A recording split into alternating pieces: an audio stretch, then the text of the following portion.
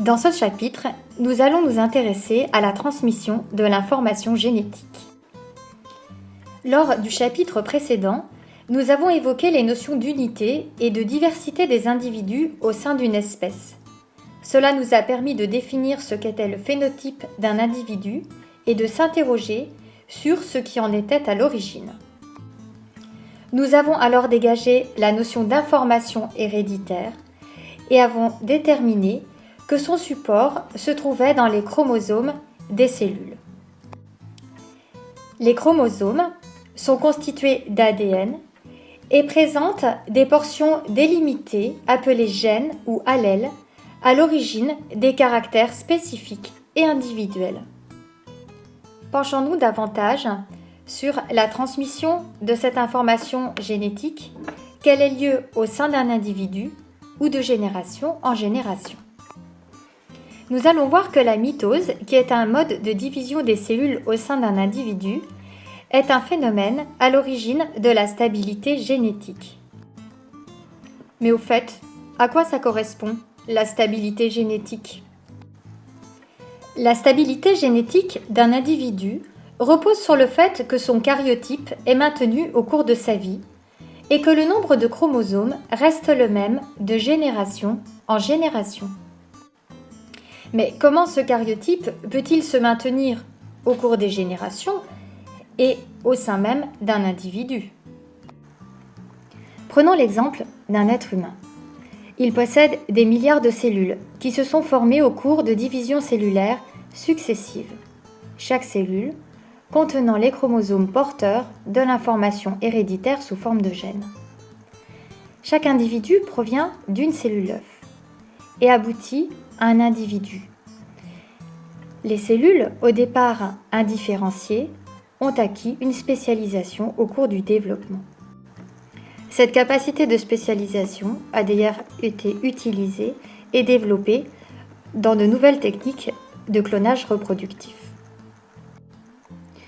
Dans le cycle de développement d'un individu, ce qui permet à son karyotype de se maintenir au cours des générations est l'alternance de la méiose et de la fécondation. Celle-ci assure la stabilité du karyotype au cours des générations successives.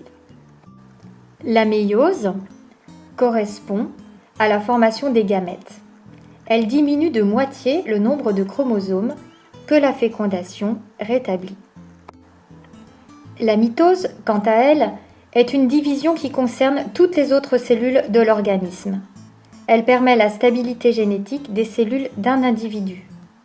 Quand une cellule se divise, on parle de cellule mère, il se forme deux cellules identiques à celles du départ, appelées cellules filles. Voyons de plus près en quoi consiste ce mécanisme de la mitose. Comme nous le disions précédemment, il permet à partir d'une cellule mère d'en obtenir deux identiques. Avant chaque division cellulaire, la cellule se prépare et double sa quantité d'ADN. C'est la réplication, en quelque sorte une copie de l'ADN. Chaque chromosome simple, formé d'un brin d'ADN, est copié et devient un chromosome double, formé de deux chromatides. Lors de la division cellulaire, les deux chromatides de chaque chromosome se séparent pour se repartir dans les deux nouvelles cellules filles. Ainsi, chez l'homme, chaque nouvelle cellule formée reçoit 46 chromosomes simples, ou 23 paires de chromosomes simples, identiques à ceux de la cellule initiale. Nous savons que lorsqu'une personne développe un cancer, une masse tumorale se forme. Y a-t-il un lien avec la mitose ? Dans certains cas, des modifications de l'information génétique d'une seule cellule de l'organisme, appelée mutation, peut accélérer son rythme de division. La cellule devient cancéreuse. La multiplication anormale de cette cellule au sein d'un organe est à l'origine d'une tumeur. D'abord bénigne, la tumeur peut devenir maligne, c'est-à-dire que des cellules cancéreuses s'échappent de la tumeur et vont coloniser d'autres organes via la circulation sanguine. Après avoir lié la stabilité génétique d'un individu au processus de mitose, nous allons voir comment l'information génétique est brassée lors de la méiose et de la fécondation. Dans un premier temps, nous nous demanderons comment la méiose, à l'origine des gamètes, assure-t-elle un premier brassage. Le spermatozoïde et l'ovule sont des cellules reproductrices. Dans l'espèce humaine, elles contiennent chacune 23 chromosomes, dont un chromosome sexuel. L'ovule contient un chromosome sexuel X, le spermatozoïde un chromosome sexuel X ou Y. À partir d'une cellule qui contient 46 chromosomes se forment les cellules reproductrices possédant chacune 23 chromosomes. Le nombre de chromosomes est donc divisé par 2 lors de la formation de ces gamètes. Chaque cellule reproductrice reçoit ainsi un seul chromosome de chaque paire. Lors de la méiose, il se produit une double division, au cours de laquelle les chromosomes d'une paire se répartissent au hasard et se séparent en 2 lots. Chaque cellule reproductrice reçoit 23 chromosomes, dont un chromosome sexuel. On parle d'un premier brassage de l'information génétique, à ce moment. Ce phénomène, qui en réalité comporte 2 temps différents, est aussi un temps d'échange de portions d'ADN. Un second brassage est assuré lors de la fécondation.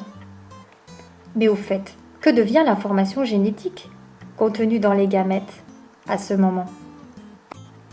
Lors de la fécondation, le noyau d'un ovule s'unit à celui d'un spermatozoïde pour former une cellule œuf contenant 46 chromosomes. C'est ainsi que la fécondation rétablit le nombre de chromosomes de l'espèce. Pour chaque paire de chromosomes, la cellule œuf reçoit un chromosome du père et un chromosome de la mère. La fécondation unit au hasard un gamète mâle et un gamète femelle, ce qui amplifie, suite à la méiose, le brassage de l'information génétique. La diversité des allèles permise par la reproduction sexuée, impliquant un hasard lors de la méiose et lors de la fécondation, est ainsi à l'origine d'individus uniques et donc source de diversité. Cela permet de mesurer que si la diversité est observable à l'échelle des génotypes, elle l'implique donc aussi au niveau des phénotypes et ainsi des individus et des espèces. C'est ce qui nous permet en partie d'expliquer la diversité des espèces et au sein d'une espèce, la diversité des individus.